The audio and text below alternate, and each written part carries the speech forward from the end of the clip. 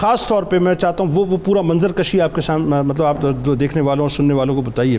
کہ یہ جو امیہ بن خلف کی غلامی سے سرکار علیہ السلام کی غلامی میں آپ تشریف لائے، یعنی جو اوباش نوجوان آپ کے ساتھ کیا کرتے تھے، اور تھوڑا سا نقشہ جو انہوں نے کھینچا، ذرا بتائیے کہ کیا وہ ایکچول ہوا کیا؟ بسم اللہ الرحمن الرحیم۔ میں بات کو یہاں سے شروع کرنا چاہوں گا کہ حکیم الامت علامہ محمد اقبال رحمۃ اللہ تعالیٰ علیہ نے جب حضرت بلال کا ذکر کیا، انہوں نے فرمایا کہ جتنے بھی یہ کالی رنگت والے ہیں،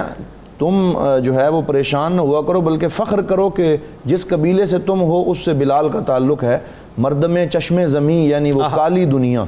وہ تمہارے شہداء پالنے والی دنیا،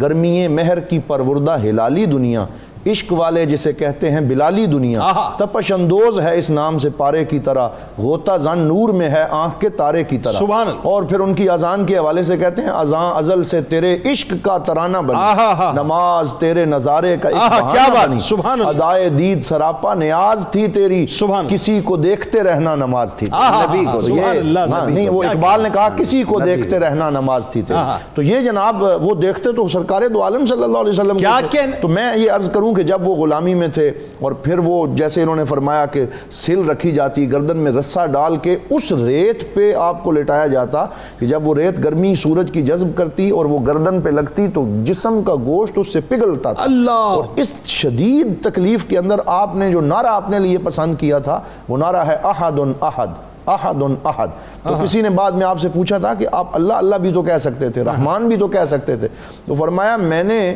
بہت سے لفظ سوچے، فَأَكْثَرُ لَفْظٍ يُغِيظُ قَلْبَ الْكُفَّارِ أَحَدٌ أَحَدٌ، میں نے کہا کہ اور بڑے لفظ ہیں لیکن جو لفظ کافروں کے دل کو جلائے میں وہ لفظ بولنا چاہتا ہوں، وہ اللہ کی وحدانیت کا۔ اچھا میں تھوڑا سا مسٹیک کر رہا ہوں، یا تو حضرت حسان رضی اللہ تعالیٰ عنہ یا حضرت انس رضی اللہ تعالیٰ عنہ، دونوں میں سے کوئی ہستیاں فرماتی ہیں میں حج کی غرض سے آیا تھا اور میں نے دیکھا کہ اوباش نوجوان جو ہے ایک شخص کے گلے میں جو رسی ڈال کے مطلب ان کو کھینچ رہے تھے۔ یہ تو سارے مکہ کے کفار اور مشرکین اور مسلمان گواہ ہیں کہ جتنی تکلیف انہوں نے برداشت کی۔ تو پھر حضرت سیدنا ابو بکر صدیق جن کے مال کو، جنہوں نے اپنا مال سرکار کے وقف کر دیا تھا، پھر انہوں نے یہ سعادت حاصل کی اور اس سعادت کو قرآن نے بھی ذکر کر دیا کہ وہ گئے اور جا کے پھر 9 اوقیہ سونا، ایک روایت میں آتا ہے کہ اس دور میں بہت بڑا تھا جبکہ غلام کی قیمت صرف 1 اوقیہ سونا تھی، تو انہوں نے امیہ بن خلف کو 9 اوقیہ سونا دے دیا اور حضرت سیدنا بلال حبشی رضی اللہ تعالیٰ عنہ کو لیا اور لے کے سرکار کی بارگاہ میں حاضر ہوئے۔ بعض لوگوں نے کہا یہ ابو بکر صدیق کے اوپر بلال کا کوئی پرانا احسان تھا جو انہوں نے اتارا ہے، قرآن بول اٹھا،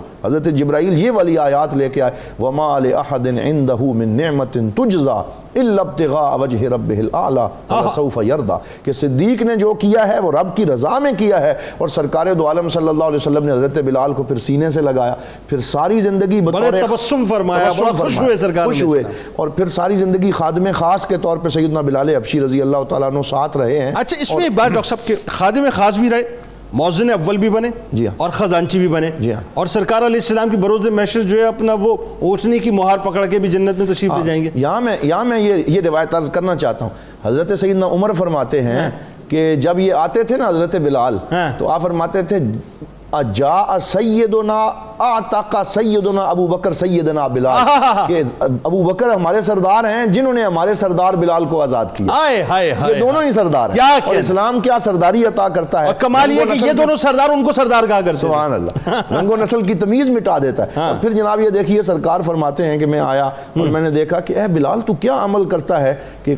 سمعت قرع نعالک فی الجنہ، میں نے جنت میں تیرے قدموں کی چاپ سنی ہے۔ تو حضرت بلال حبشی رضی اللہ تعالیٰ عنہ عرض کرنے لگے یا رسول اللہ اور تو کوئی خاص عمل ایسا یاد نہیں ہے، ما احدثت الا توضأت،